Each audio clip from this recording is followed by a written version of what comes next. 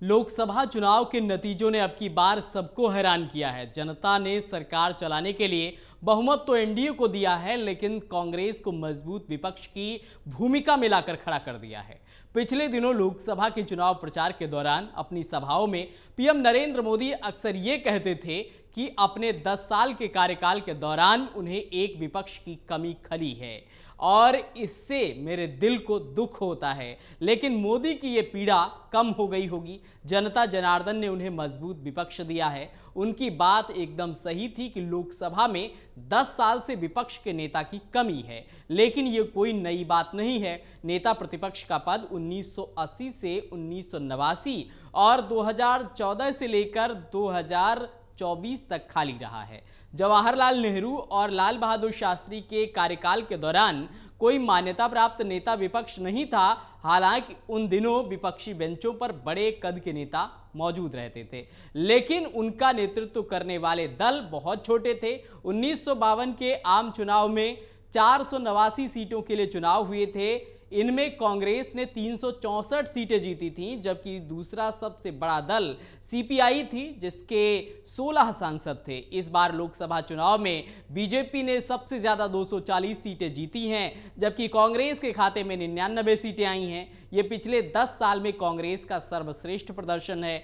18वीं लोकसभा में कांग्रेस के सांसदों का आंकड़ा कुल संख्या का 78% है। 18वीं लोकसभा का पहला सत्र 24 जून से शुरू होकर 3 जुलाई को समाप्त होगा। 9 दिवसीय विशेष सत्र के दौरान लोकसभा स्पीकर का चुनाव किया जाएगा और नए सांसद शपथ लेंगे। इसी दौरान संसद को लीडर ऑफ अपोजिशन भी मिलेगा। ये पद पिछले 10 साल से खाली पड़ा है। आखिरी बार सुषमा स्वराज 2009 से 2014 तक लोकसभा में नेता प्रतिपक्ष थीं, लेकिन 2014 और 2019 के चुनाव में किसी भी विपक्षी दल के 54 सांसद नहीं जीते। नियमों के मुताबिक नेता प्रतिपक्ष बनने के लिए लोकसभा की कुल संख्या का 10% यानी कि 54 सांसद होना जरूरी है। इस बार कांग्रेस को यह पद दिया जाएगा। पहले ऐसी अटकलें थी कि राहुल गांधी लोकसभा के नेता प्रतिपक्ष हो सकते हैं, लेकिन सूत्रों के मुताबिक राहुल गांधी ने पद संभालने की इच्छा नहीं जताई है। नेता प्रतिपक्ष पद 1969 के कांग्रेस विभाजन के बाद अस्तित्व में आया। उस समय कांग्रेस के राम सुभग सिंह ने इस पद के लिए दावा किया।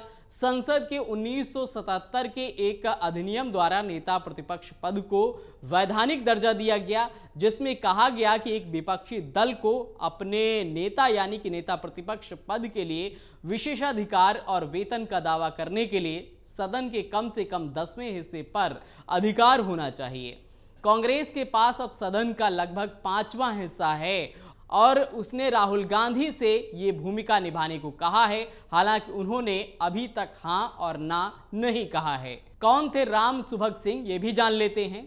राम सुभग सिंह का जन्म 7 जुलाई 1917 को बिहार के आरा जिले में हुआ था। उन्होंने 1942 में महात्मा गांधी के साथ भारत छोड़ो आंदोलन में भाग लिया।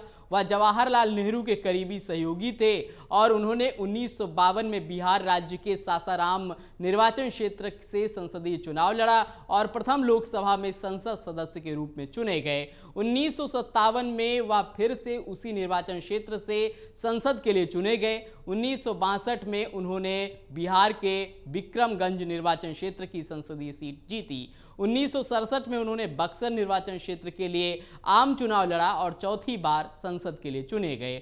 वह कांग्रेस पार्टी के नेतृत्व वाली केंद्र सरकार में कैबिनेट मंत्री रहे, लेकिन 1969 में कांग्रेस पार्टी ने विभाजन के बाद भारतीय राष्ट्रीय कांग्रेस संगठन के साथ चले गए। कांग्रेस ने उन्हें लोकसभा में नेता प्रतिपक्ष बनाया था। अगर आप ये वीडियो YouTube पर देख रहे हैं तो हमारे चैनल को सब्सक्राइब करें और बेल आइकन को दबाना ना भूलें। अगर आप Facebook पर ये वीडियो देख रहे हैं तो हमारे पेज को लाइक करें।